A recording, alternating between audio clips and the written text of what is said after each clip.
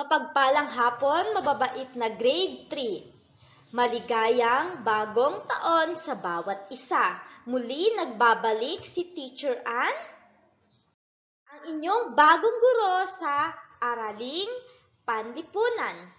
Ayan, alam ko na ang bawat isa ay handa na makinig sa ating bagong aralin. Kasi ang haba ng inyong bakasyon, kaya alam ko na excited na kayo na mag-aral muli. Pero bago ang lahat mga bata, tayo muna ay manalangin. Panginoon naming makapangyarihan sa lahat, maraming salamat po sa bagong araw na ito na inyong ipinagkaloob sa bawat isa. Maraming salamat Panginoon sa pagmamahal, protection, lalong-lalo na sa mga batang ito. Sila ay patuloy mo pong bigyan ng lakas at talino upang kanilang maunawaan, maintindihan ang aming mga bagong pag-aaralan. Ganon din po sa akin na magtuturo sa kanila. Patuloy niyo pong ingatan ang aming mga pamilya, Panginoon. Ikaw po ang patuloy na mag-guide sa bawat isa. Ito pong aming dalangin sa pangalan ni Jesus. Amen. Ayan mga bata, sa ating pagsisimula, nakikita nyo ba ang inyong mga nasa screen na napagbali-baliktad na mga letra upang makabuo ng isang salita? Sa una, mga bata, nakikita nyo ba? Atin ngang alamin kung ano ang pwedeng mabuong salita dito sa nagsisimula sa letrang I. Ano ang pwedeng salita na mabubuo kapag aayusin mo ang mga letrang nagkagulo-gulo? Atin ngang subukan? Ilocano. Alam ko mga bata ay familiar na ang bawat isa sa salita na Ilocano. Susunod? Cebuano. Ano kaya ang Cebuano na sinasabi nila? Susunod ay ang Bicolano. Bicolano. Susunod ay Tagalog. Alam ko ng bawat isa ay nakakapagsalita ng Tagalog. Kung saan naririnig nyo naman ako mga bata, nagsasalita ako ng Tagalog kasi ang ating subject ay Araling Panlipunan, kaya ang ating salita ay Tagalog. Susunod ay Waray. Ayan mga bata, sa nakikita ninyong mga binuo nating salita, ay dyan nyo malalaman kung ano nga ba ang ating aaralin sa araw na ito. Ilocano, Bicolano, Cebuano, Tagalog at Waray. Ano nga ba ang mga ito? Wika ba? Tao ba? Lugar ba? Pangyayari ba? Ano kaya ang mga ito? Ayan, so handa na ba kayong makinig at malaman ang mga ito? Ngayon, tara mga bata at makinig kayo at simulan na natin. Ayan mga bata, sa ating pagsisimula pala, alam ko na dapat kahit hindi nyo ako nakikita, hindi nyo ako kasama, hindi ko rin kayo nakikita, ay may mga rules pa rin tayo. Dapat habang pinapanood nyo ito ay nakafocus lang kayo. Dapat wala kayong ibang ginagawa upang inyo pang mas maunawaan at maintindihan ang ating pag-aaralan. Ayan mga bata, nakikita nyo ba ang nasa screen ninyo? Nakikita nyo na sila ay may iba't ibang kasuotan. May mga babae, may mga lalaki, may mga nakalagay sa kanilang mga ulo. Iba't ibang mga uri ng tao. So ano kayang mga ito? Mga pangkat ng mga tao. Patuloy lang ang pakikinig mga bata upang makarami tayo at inyong maintindihan. Ayan mga bata. So may mga pangkat etniko dito sa ating bansang Pilipinas. So, ang pangalan ng ating bansa ay Pilipinas. Dapat alam ninyo. So, sa ating bansang Pilipinas ay may mga tradisyon, kultura at dialekto. So, ano-ano kaya ang mga ito? Mga tradisyon, mga kinahiligan, mga ginagawa noong una pang panahon ng ating mga lolo at lola, ng ating mga iba pang mga kamag-anak, mga kasuotan, mga kultura at mga dialekto. Dialekto ay ang mga wika o mga sinasalita ng bawat isa. Ayan, sa ating bansa naman mga bata ay may uri ng pangkat etniko, malaking pangkat at maliit na pangkat. Alam nyo ba mga bata, sa buong bansa ay mayroon tayong humigit kumulang 150 pangkat pangkat etniko sa Pilipinas. Iba-iba ang kultura ng bawat rehiyon at bawat pangkat etniko. Ang kabuuang bilang ng tao sa Pilipinas ay binubuo ng mga pangkat etniko. Bawat isa sa mga pangkat etniko ay may sariling wika, kaugalian at paniniwala. Ito naman ang mga malaking pangkat. Kinabibilangan ito ng Tagalog, Ilocano, Pangasinense, Kapampangan, Bicolano, Cebuano at Waray. May mga pangkat etniko rin sa lugar ng mga kapatid nating Muslim. Ito ay kinabibilangan ng Tausug, Maguindanao at Maranao. At ito naman ang maliit na pangkat. Ang Ifugao, Bontoc, Kalinga at Kankanay sa Cordillera, Ivatan sa Batanes. Tiboli, Manobo, Bagobo at Bukidnon sa Mindanao at Mandaya sa Visayas. Ang bumubuo sa maliit na pangkat ng mga Muslim ay ang mga Badyaw, Samal, Yakan, Jama Mapun at Iranun. Ito naman ang mapa ng Pilipinas. Sa ating bansang Pilipinas ay may 30 ang Luzon, Visayas at Mindanao. Sa paglipas ng panahon, lumipat ng tirahan ang mga ibang kasapi ng pangkat etniko at napabilang na sa mga pangkat etniko ng nilipatang lugar, nagkaroon ng pagkakahalo ng kanilang kultura. Kaya't hindi na halos na ang pagkakaiba-iba ng mga katutubong kulturang nagsanib. Alam nyo ba mga bata na ang mga nandarayuhan ay di na gaanong nahirapang nakisalamuha? Ayan mga bata, di ba kung nakakakita kayo sa bawat lugar, may iba't ibang mga salita, nakikita nyo may ibang mga kulay ang ibang tao, may pumupunta lang doon, namamasyal dahil nandun ang kanilang mga kamag-anak. Sa mga dinatnang pangkat etniko dahil mayroon silang mga pagkakatulad sa paraan ng pamumuhay, dulot ng kapaligiran at pagkakahawig ng kultura. Ngayon mga bata, nakikita nyo bang inyong nasa screen, pahina 233? Buksan nyo ito sa inyong aklat at tayo ay may gagawin. Ang unang salita ay mahal kita. Pangalawa ay maraming salamat, magandang umaga at magandang hapon. Ngayon, ang inyong gagawin mga bata ay inyong isusulat, isasalin itong mga salita na ito sa salitang inyong alam. Halimbawa, ako, marunong akong mag-Ilocano. Mahal kita. Ano ang Ilocano ng mahal kita? Ay ayatan ka. Maraming salamat. Agyamanak. Magandang umaga. Naimbag abigat. Magandang hapon. Naimbag a rabii. Ay naimbag amalam. Tingnan ninyo, nagkakamali pa si teacher. Ayan, so naimbag a rabii is ano yon? Magandang gabi. Ayan mga bata, so isasalin nyo ang mga yan sa salitang alam ninyo. Naintindihan ba? Ayan, so ngayon mga bata, tayo na ay magpapatuloy sa ating aralin. So, aking ipapakita sa inyo ang mga pangkat etniko sa Luzon. Ang unang pulo sa ating bansang Pilipinas.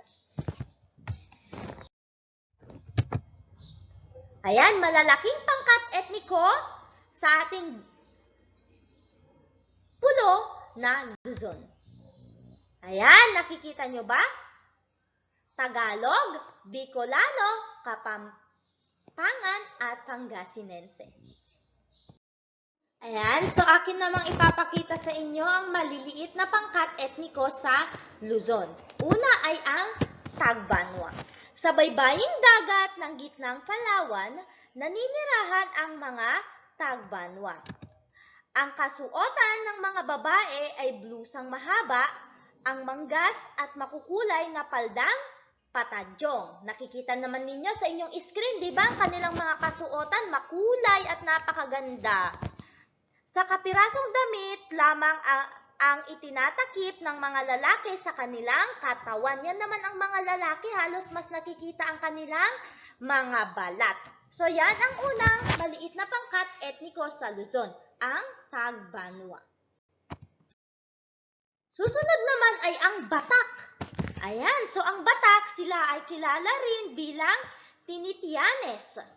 Sa mga bundok at dalampasigan ng Hilagang Kanluran ng Palawan sila matatagpuan.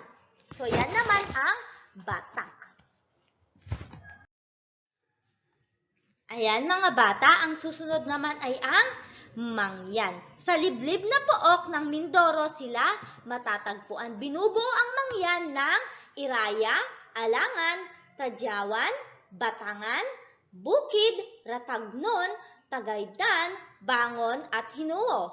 Ayan, ang makukulay nilang pananamit at mga suot na alahas ay likas na kapansin-pansin.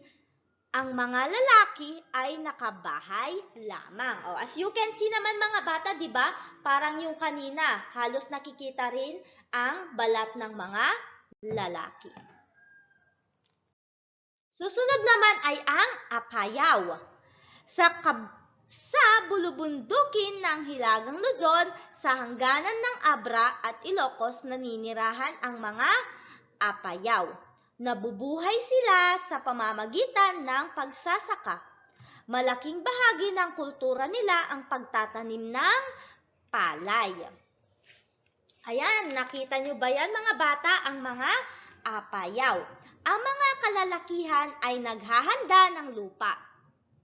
Gawain naman ng kababaihan ang pagtatanim at pag-aani. Sila naman ang nagtatanim ng mga iba't iba pang mga gulay. Ang mga tinatanim nila ay mga mais, gabi, kamote, tubo, saging at mga gulay. Kaya ayan, sagana talaga ang mga Apayaw sa pagkain. Ayan mga bata, ang ibang mga pangkat etniko sa Luzon. Ito naman ay ang Ifugao. Meron pang mga Ifugao mga bata. Ayan, ang Banawe Rice Terraces o ang hagdan-hagdang palayan na ginawa ng mga Ifugao sa gilid ng bundok ay kilala at tanyag. Nakapunta na ba kayo dito, children, sa hagdan-hagdang palayan? Kinilala ito bilang isa sa mga natatanging tanawin sa daigdig dahil maraming turista ang humahanga rito. Ayan, ako mga bata, nakapunta na ako dyan at talagang napakaganda. Ayan ay gawa lang ng mga Ifugao mga bata. Kamay nila ang gumawa dyan, wala nang iba. Nagtulong-tulungan sila upang tayo ay may makitang magandang tanawin dyan. Ayan mga bata, sa inyong aklat, makikita nyo ito at pwede ninyong basahin. Yan ang mga pangkat etniko sa Luzon. Ayan mga bata, maging handa lang ang bawat isa at may gagawin tayo mamaya. Ayan. So, ayang mga pangkat etniko, maipapakita pa ako sa inyong mga pangkat etniko, karagdagan. Ayan, Ilocano. Ang Ilocano ating ang basahin na imbag nga aldaw gayem. Ayan, so sa Rehiyon 1 mga bata, nandito ang mga Ilocos Sur, La Union at Pangasinan. Diyan makikita ang mga Ilocano. Tagalog naman. Kumusta ka, kaibigan? Sa NCR, Rehiyon 3 at Rehiyon 4B naman makikita natin ang mga Tagalog. Susunod ay ang Kapampangan. Mayap aaldo. Ay, hindi ko alam ito mga bata na salita. Alam nyo ba yan? Mayap aaldo. Sa Rehiyon 3 naman sila. Diyan ay ang Tarlac, Bulacan, Nueva Ecija, Bataan at Zambales. Diyan sila matatagpuan. Pangasinense. Maabiw ya agaw. Maabig ya agaw. Sa Golpo ng Lingayen at Pangasinan. Ayan, nakapunta na ba kayo sa Pangasinan, mga bata? Sa beach doon, sa Bolinao, Pangasinan. Napakaganda doon, mga bata. At makakarinig kayo ng ganyang mga salita pag nakapunta na kayo doon. Susunod ay ang Bicolano. Meron bang Bicolano sa inyo? Diyos marhay na aldaw. Diyos marhay na aldaw. Parang ang hirap aralin ng kanilang salita, mga bata. Ayan, sa Region 5 naman sila, sa Camarines Norte, Camarines Sur, Sorsogon, Catanduanes, at Masbate. Ayan, mga bata, ang mga pangkat etniko sa Luzon. O, nakita nyo ba yan, mga bata? Hoy! Pinoy ako, buo aking loob, may agimat ang dugo ko. Ayan, mga bata, isang shout out yan, mga bata, sa salitang Tagalog. Hoy, Pinoy ako, buo aking loob, may agimat ang dugo ko. O kayo naman, mga bata, sa alam ninyong salita. Ayan, pwede kayong gumawa ng inyong shout out. Ayan, tatanungin ko kayo kapag video call na tayo. Opo. Yan ay isang halimbawa ng shout out. O ano ang sigaw mo sa iyong lengguwahe o sa iyong dialekto? Ngayon, mga bata, tayo na ay tutungo sa pangalawang pulo ng ating bansang Pilipinas, ang Visayas. Yan, pupunta na tayo sa Visayas. May taga-Visayas ba sa inyo dyan? Tayo na ay unahin natin ito. Ang mga Ilonggo, Cebuano at Negres ay kabilang sa malalaking pangkat etniko sa Visayas. Sila ang mga malalaking pangkat etniko sa pulo ng Visayas. Ayan, ang iba pang pangkat na matatagpuan sa Visayas ay ating pang-aralin. Una dito ay ang Magahat. Sa kabundukan ng Bayawan sa Negros Oriental sila matatagpuan. Sa paghahanap ng pagkain sa gubat sila nabubuhay, kaya bawal ang tatamad-tamad sa kanila, mga bata. Bata ka pa lang, dapat marunong ka na. Kung maghahanap sila ng pagkain ay pangkat. Ang pinakamatanda sa grupo ang sinusunod nila sa pagpili ng pook na matitirhan. Kapag inabot ng dilim, nagtatayo sila ng pansamantalang tirahan sa napiling lugar. Ayan, kung dinilim na sila, mga bata, hindi na sila uuwi agad-agad, kundi gagawa sila ng simple nilang pwedeng tulugan kung saan doon na sila aabutin ng umaga bago sila umuwi. Sa kanilang kainin ay mayroon silang permanenteng tirahan na kanilang binabalikan. Ayan, mga bata, anuman ang mangyari, saan man sila pumunta, ay babalik at babalik sila sa kanilang permanenteng tirahan sa kainin. Ayan, mga bata, ang Magahat. Susunod ay ang Boholano. Ang Boholano, hango ito sa salitang Bool, na siyang kauna-unahang pangalan ng lungsod ng Tagbiliran, Bohol. Bool din ang tawag sa mga tao, wika at kultura nito. Mahigit sa 1,000 burol na tinatawag na Chocolate Hills na kilala sa buong daigdig ang matatagpuan sa gitnang bahagi ng Bohol. Ayan, mga bata, ang Chocolate Hills, mga bata, o burol, di ba ito ang isa sa anyong lupa sa ating bansang Pilipinas kung saan ay pinupuntahan talaga ito ng mga taga-ibang lugar o taga-ibang bansa. Pinapasyalan nila dahil napakaganda talaga nito. Ayan, mga bata, di ba? Ang lahat ng nakikita natin sa ating paligid ay yan ay gawa ng ating Panginoon. Kaya dapat lagi nating ipagpasalamat ito sa Kanya at lagi nating iingatan dahil Siya ang may gawa ng lahat ng iyan. Ayan, mga bata, Yan namang nakikita nyo sa screen, parang yung kanina sa may Luzon, ay meron din yan sa inyong aklat. Pwede nyo itong basahin mga bata. Yan ay ang mga pangkat etniko sa Visayas. Atin pang aralin ang ibang mga pangkat etniko. Una dito ay ang Waray. Maupay nga aldaw. Yun ang salita nila pala dun ha. Maupay nga aldaw. Dito naman ay ang lugar kung saan sila matatagpuan sa Samar, Silangang Samar, Biliran at Leyte. Yan ay sa Rehiyon 8. Susunod ay ang Cebuano. Maayong aldaw sa Cebu, Negros Oriental, Bohol at Siquijor.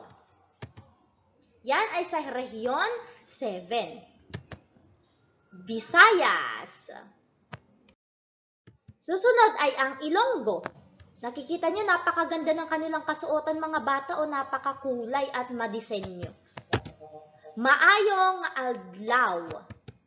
Sa Aklan, Antique, Capiz, Guimaras at Iloilo. Ito ay sa Rehiyon 6. Hiligaynon. Ayan mga bata, bakit nga ba natin inaaral ang mga salitang ito, ang mga pangkat etniko na ito? Siyempre, sa panahon ngayon mga bata, hindi lang tayo nag-i-stay sa kung saan tayo nakatira. Siyempre, namamasyal din tayo kung saan-saan tayo nakakapunta, kaya dapat natin din silang kilalanin. Siyempre, kapwa Pilipino natin sila. Kaya mga bata, anumang kulay, anumang lahi, anuman ang tradisyon, kultura o salita ng bawat isa ay dapat irespeto natin. Kasi di ba mga bata, tayo ay gawa ng Panginoon. Kaya walang rason para laitin natin ang ating kapwa, wag natin kaibiganin, di ba? Mali ang ganon. Love each other. Kaya, sabi nga nila, ayan. Kaya walang rason para hindi natin mahalin ang ating kapwa dahil mahal na mahal tayo ni God. Kaya mga bata, napakahalaga na aralin natin ang mga ito. Kaya dapat isinasagawa din natin. Hindi yung isinasabi lang natin, kundi ginagawa din natin. So ngayon mga bata, inyong buklatin ang inyong aklat sa pahina 238 at sagutan ang number 34 lamang mga bata ang inyong sasagutan. Ano ang katanungan dito sa pahina 238? Number 4. Bakit mahalagang kahit taga Visayas o Mindanao ka man ay may nalalaman ka rin tungkol sa pangkat ng mga tao at wikang sinasalita sa mga lalawigan at rehiyon sa Luzon? Paano ito makatutulong para sa lalong pagkakaisa ng mga Pilipino saan man sila nakatira? Susunod naman ay sa pahina 240, number 4 rin mga bata.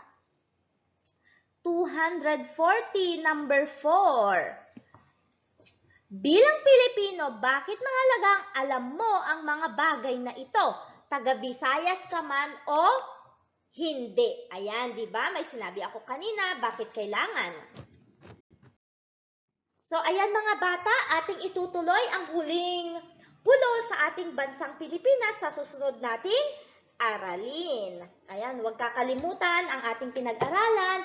Maraming salamat mga bata sa patuloy ng pakikinig kay Teacher Ann and welcome sa Araling Panlipunan. And I hope na marami kayong matutunan kay Teacher Ann and ma-share ko rin sa inyo ang aking mga kaalaman. Ayan mga bata, malapit na tayong mag face to face. Makikita ko na ang bawat isa, makikita-kita na tayo. So let's pray na maaprubahan ito and let's pray na patuloy nang mawala ang COVID. Opo, so sa ating pagtatapos is tayo muna ay manalangin. Panginoon naming makapangyarihan sa lahat, marami pong salamat muli sa aming bagong pinag-aralan. Maraming salamat Panginoon sa mga magagandang tanawin na inyong ginawa, magandang kapaligiran na inyong nilikha Panginoon para sa amin. Amin itong iingatan at aalagaan dahil alam namin na kami iyong mahal na mahal. Patuloy niyo po kaming protektahan, bigyan ng lakas at talino sa anumang aming gagawin. Ganon din po sa aming pamilya. Ito po ang aming dalangin sa pangalan ni Jesus. Amen. Paalam mga bata, lagi kayong mag-iingat at lagi makikinig kila mama at papa. Goodbye!